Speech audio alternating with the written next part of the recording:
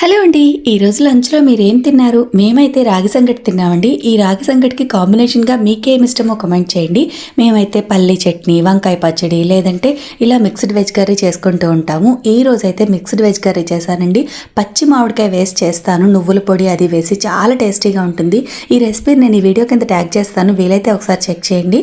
మీకు ఒకవేళ పచ్చి మామిడికాయ దొరకకపోతే కనుక ఎండు మామిడికాయ ఒరుగులు ఉంటాయి కదా, వాటినైనా వేడి నీటిలో నానబెట్టి దాంతో కూడా చేసుకోవచ్చు. లేదు అనుకుంటే చింతపండు రసం కూడా వేసుకోవచ్చు. మేమైతే ఈ రాగి సంగటికి కర్రీతో పాటుగా కొంచెం పండుమిర్చి పచ్చడి నంచుకోవడానికి పెట్టుకొని తిన్నామండి. అద్భుతంగా ఉంది. ఎంత టేస్టీగా ఉందో వేడిగా తింటుంటే హాయిగా అనిపించిందండి. హెల్త్కి కూడా చాలా మంచిది కదా. అయితే ఈ మిగిలిన రాగి సంగటిలో నీళ్లు వేసి ఉంచి నెక్స్ట్ డే మార్నింగ్ కాస్త పెరుగు వేసుకొని ఉప్పు వేసుకొని కలుపుకొని తింటే హెల్త్కి ఎంతో మంచిది. టేస్ట్ కూడా చాలా చాలా బాగుంటుందండి. ఒక్కసారి ట్రై చేసి చూడండి. వీడియో నచ్చితే లైక్ చేసి షేర్ చేసి మన ఛానల్ని సబ్స్క్రైబ్ చేసుకోవడం కూడా అస్సలు మర్చిపోకండి. అలాగే ఈ మిక్స్డ్ వెజ్ కర్రీని కూడా ఖచ్చితంగా ట్రై చేయండి, చాలా బాగుంటుంది. ఈ వీడియో కింద ట్యాగ్ చేస్తాను, చెక్ చేయండి. బాయ్.